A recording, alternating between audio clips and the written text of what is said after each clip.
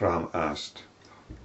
"Holy Sir, how was it possible for the two ladies to travel to distant galaxies in the universe, and how did they overcome the numerous barriers on the way?" Rama's talking about the recent adventures of Queen Lila and the goddess Saraswati. I would say we would call what they underwent an astral projection.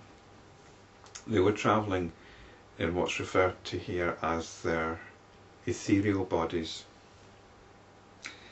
and they were going to visit the abode of Lila's previous incarnation, who was the wife of a holy man, also called Vasistha.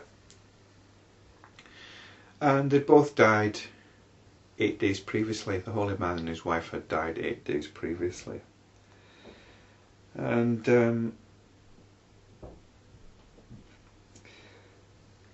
I think it's fair to describe this as astral projection. It's a rather clumsy term, but it conveys the same thing as I think is being conveyed here. And the question that we in the West like to ask ourselves, astral projection is either a lot of rubbish, or is it true? Is it actually true? Is it actually true that people can leave their bodies and go flying about the place, or go into outer space, or even in this case go to other galaxies, other realms of being, experience other states of consciousness? Is that true? Is that possible? Well, the question is really, I mean, this can be a very difficult sidetrack. The question we should be asking is, well, is this reality true? Is this reality that we're in now true? Taking the bigger picture here, that the context, the assumption of the Yoga Vasistha is that we're all astral projecting, really. Although it doesn't put it in these terms. Maybe what we're experiencing now is an astral projection.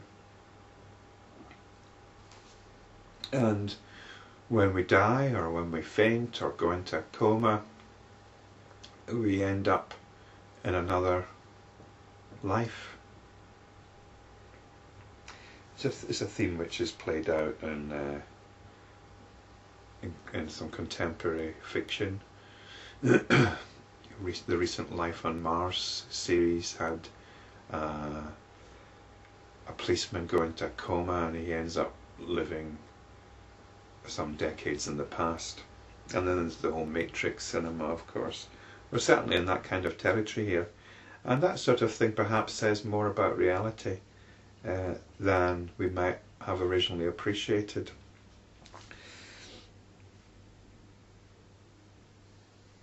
Let's see what Vasistha's got to say to Rama's question. Vasistha replied, "O Ram, where is universe? Where are galaxies? Where are barriers?" The two ladies remained in the Queen's inner apartment. It was there that the holy man Vasistha was ruling as King Viduratha. It was he who was King Padma before. All this happened in pure space. There is no universe, no distance, no barriers. So, what he's saying is, the Queen didn't actually go anywhere. And it's worth bearing this in mind, because when you start looking into this sort of thing, you start looking into yoga, and you read about all these amazing powers the yogi has. Maybe the yogi, there's a certain power, or siddha, or siddhi, whereby the yoga can multiply his body and have lots of different bodies. Or the yoga can fly through space. The yogi can fly through space.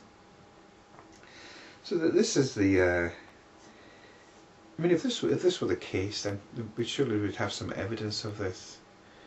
And yet there's no doubting, I don't think we need to doubt the yogi's experience. You might wish to call it a hallucination, but it's no more hallucination than the life you're living now.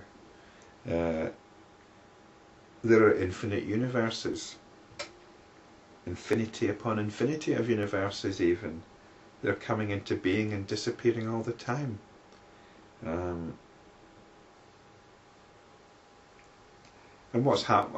I think some people who've got a talent for astral projection, that's what they're experiencing. They're going to that, and we like to dismiss that experience. Maybe, well, it's just their imagination, like it's only a dream. And there's a certain perspective by which we can come to the realization that imagination, that dream, that astral projection is no more real or imaginary than what we take as material reality. So, just on a story note here, the ruling king is now known as Viduratha. Now, previously we were told about that the king had 3 incarnations that we knew of, and but this is the first time he's been mentioned as King Viduratha.